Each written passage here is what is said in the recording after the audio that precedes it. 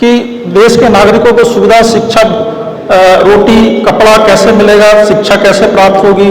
उन्हें नौकरियां कैसे होंगी, उनका जीवन यापन कैसा चलेगा, इसकी एक ढांचा है कि संविधान के आधार पर ही जितने एक्ट कानून बने हैं संविधान के आधार पर ही बने हैं, शासन के जितने विभाग हैं उस संविधान के आधार पर ही निर्मित हैं और संविधान में दिए गए प्रावधानों के तहत ही सर्वोच्च न्यायालय, उच्च न्यायालय और जिले के न्यायालय संपादित होते हैं। शासन के जितने विभाग हैं संविधान के तहत ही निर्मित हुए हैं। संविधान के तहत ही तीन पालिकाओं का निर्माण हुआ है, विधायिका, कार्यपालिका और न्यायपालिका, तीनों को अलग अलग करके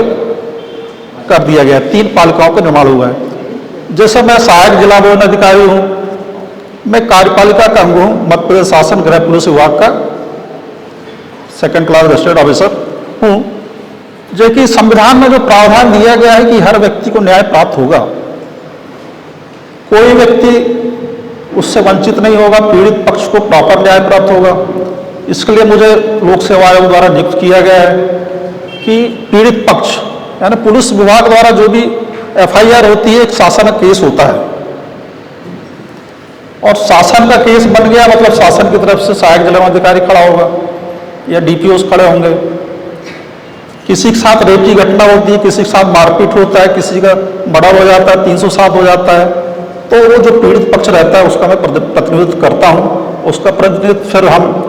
जिला न्यायालय से लेकर हाई कोर्ट, सुप्रीम कोर्ट तक अपील के माध्यम से करते रहते हैं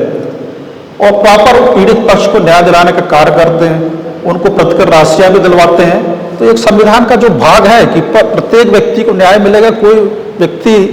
यदि पीड़ित है तो उसको न्याय जरूर मिलना चाहिए, उस पक्ष के लिए हमें रखा गया है। इसलिए रखा गया है कि प्रॉपर हम इन्वेस्टिगेशन करा सके पुलिस विभाग से और प्रॉपर उस पीड़ित पक्ष के लिए एक मजबूत प्रकरण तैयार करके न्यायालय में उसके पैरवी के माध्यम से उसको सजा कराया जा सके और यदि जिला न्यायालय में छूट जाता है तो अपील के माध्यम से हाईकोर्ट से भी किया जाए। तो जो मेरा पद है तो वो भी एक संविधान के तहत निर्मित एक पद है कि उसमें दिया गया है कि हर व्यक्ति को प्राप्त होगा। संविधान में ये भी दिया गया है कि किसी व्यक्ति को एक अपराध के लिए दूसरी बार दोषी नहीं कहा जाएगा। यदि उसके विरुद्ध एक बार ट्रायल हो गया है तो दोबारा उसी अपराध के लिए उसे दंडित नहीं किया जाएगा। प्रत्येक व्यक्ति को यदि कोई गिरफ्तारी होती है, इस चीज का हम ध्यान रखते हैं कि कोई व्यक्ति की यदि गिरफ्तारी होती है 24 घंटे में उसे न्यायालय पहुंचाना है। पुलिस ने यदि पकड़ ली है तो 24 घंटे में जबरदस्ती उसको रख नहीं सकता या अनियमित समय तक नहीं रख सकता। 24 घंटे में संविधान में प्रावधान दिया गया है कि उस 24 घंटे में नजदीकी न्यायालय में उसको पेश करना है और उसके माध्यम से उसका फिर नेक्स्ट प्रोसीजर की जाती है। न्यायालय का काम रहता है कि यदि इन्हें पुलिस को सौंपना चाहे तो उनके माध्यम सौंप देती है। तो एक संविधान में ही अधिकार दिया गया है हर चीज का कि गिरफ्तार हो गया है कोई व्यक्ति तो गिरफ्तार हो गया तो उसको गिरफ्तारी का पुलिस वाले को बताना पड़ेगा, उसके पसंद के अधिवक्ता या अधिवक्ताओं से मिलने देना पड़ेगा कि क्योंकि गिरफ्तार व्यक्ति को कानून का ज्ञान नहीं है तो उसका अधिवक्ता उसको बताएगा कि आपको इस तहत गिरफ्तार किया गया है तो आपको ऐसा कार्रवाई करना है। ये सब संविधान के भाग हैं। अब मान लीजिए कि आप संविधान के तहत दिया गया है और संविधान के तहत यदि जिला न्यायालय से भी आप संतुष्ट नहीं है, अगर आपकी कोई सिविल अधिकार है, मान लीजिए कि आपको रोटी कपड़ा मकान की व्यवस्था शासन नहीं कर पा रही है, जिला स्तर पर DM को प्रतिनिधित्व दिया गया राज्य शासन का, वो नहीं कर पा रहा है, तो आप इसके तहत अपने अधिकारों को यदि संवैधानिक अधिकारों को प्राप्त करने के लिए हाई कोर्ट उच्च न्यायालय में जा सकते हैं 226 आर्टिकल के तहत और 32 के तहत सुप्रीम कोर्ट में जा सकते हैं, अपने सिविल अधिकारों को प्राप्त कर सकते हैं। मान लीजिए किसी व्यक्ति ने जबरदस्ती आपको बंदी बना के रखा है, आमजन को रखा है, तो वहां पर आप रिट दायर कर सकते हैं, बंदी प्रक्रिया रहती है। कोई व्यक्ति मनमानी कर रहा है, अपने पदों का दुरुपयोग कर रहा है, तो वहां डाला जा सकता है। विभिन्न प्रकार के रिटों का निर्माण, याचिकाओं का निर्माण किया गया है संविधान के तहत। आपको पावर्स दिए गए हैं आमजन को कि वो अपने सिविल अधिकारों को प्राप्ति के लिए, संवैधानिक अधिकारों की प्राप्ति के लिए उच्च न्यायालय और उच्चतम न्यायालय में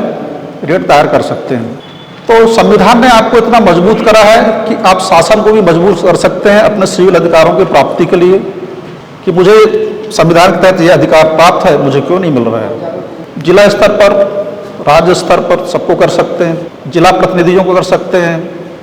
जो आप लोकसभा के माध्यम से, लोकसभा चुनावों के माध्यम से और विधानसभा में अपने प्रतिनिधित्व चुनते हैं, उन्हें अपने संवैधानिक अधिकारों की प्राप्ति के लिए उनको बोल सकते हैं कि मुझे प्राप्त नहीं हो रहा है। तो संविधान का जो है ये एक आपके लिए पूजा की तरह है, इसी में ही आपके पूरे अधिकार हैं, इसी में आपको पूरी सुविधाएं मिलती हैं, इसी में आपकी प्रगति होती है और परिवार की प्रगति होती है। मान लीजिए कि आप गरीब व्यक्ति है, भीख मांग रहा है, ये कर रहा है, तो ऐसा नहीं होना चाहिए कि उसमें दिया है राज्य के नीति निर्देशक तत्व में दिया हुआ है संविधान में कि सरकार का ये कर्तव्य रहेगा कि ये सुविधाएं प्राप्त हो, शिक्षा को प्राप्त हो, 6 से 14 वर्ष के बच्चों को निःशुल्क सुविधा और शिक्षा प्राप्त हो, छोटे बच्चे कारखानों में काम ना करें। तो संविधान के तहत ये सब इन्हें अधिकार के तहत आपको बहुत ज़्यादा पावर्स दे दिए गए हैं, मूल अधिकार दे दिए गए हैं, फंडामेंटल राइट दे दिए गए हैं। यदि आपको इन फंडामेंटल राइट्स की जानकारी आम जन को प्राप्त हो जाए तो वह कभी असफल नहीं होगा, अपने मूल अधिकारों को प्राप्त करने के लिए हर संभव प्रयास करेगा। सरकार को भी मजबूर कर सकता है और वो सरकार यदि सुविधाएं प्राप्त नहीं करती तो कोर्ट स्तर पर उच्च न्यायालय, उच्चतम न्यायालय या जिला न्यायालय में अपना कर सकता है। तो संविधान का संपूर्ण ज्ञान होना बहुत जरूरी है। तो हमें तो इस संविधान का पूर्ण ज्ञान होना ही चाहिए, क्योंकि शासन के जितने भी तंत्र हैं संविधान के माध्यम से ही चल रहे हैं। तो मैं ये चाहूँगा कि आप लोग भी संविधान के बारे में जानकारी रखें, पूरा संपूर्ण ज्ञान रहना चाहिए अपने अधिकारों का, इन सभी का, और इनकी प्रॉपर आमजन में फैलाने की, जागरूकता फैलाने की, एक से दूसरा, दूसरे से तीसरा ऐसे फैलाने का प्रयास करना चाहिए कि आम जन में भी ये सब फैले और उन्हें अपने अधिकारों का ज्ञान हो जाए। जिससे कि, क्योंकि जैसे देखा जाता है कि आम बेरोजगार व्यक्ति है, नौकरियां नहीं मिल रही हैं, बेरोजगारी बहुत है, जबकि संविधान बोलता है कि प्रत्येक व्यक्ति को नौकरी मिलना चाहिए। व्यक्ति भूखा है, भीख मांग रहा है, संविधान बोलता है कि सबको रोटी, कपड़ा और सबकी व्यवस्थाएं होना चाहिए, रहने की व्यवस्थाएं होना चाहिए, हर व्यक्ति के बौद्धिक स्तर को बढ़ाने का प्रयास करना चाहिए। ये सब संविधान के तहत राज्य सरकार के ऊपर दायित्व सौंपा गया है, और आप इन दायित्वों को यदि पूरा नहीं करता है तो इसके संवैधानिक अधिकारों को जानकर आप उसको प्राप्त कर सकते हैं। तो आज 75वां जो संविधान दिवस मनाया जा रहा है 26 जनवरी 2025 के पूर्व, तो मैं चाहूँगा कि सभी अपने संवैधानिक अधिकारों को उपयोग करें, और इसमें यदि कोई दुविधा उत्पन्न होती है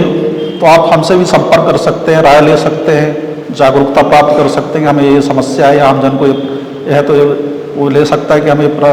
ये समस्याएं हैं, तो हम क्या किया जाए। तो मैं आज यही आह्वान करूंगा कि सभी व्यक्ति संविधान के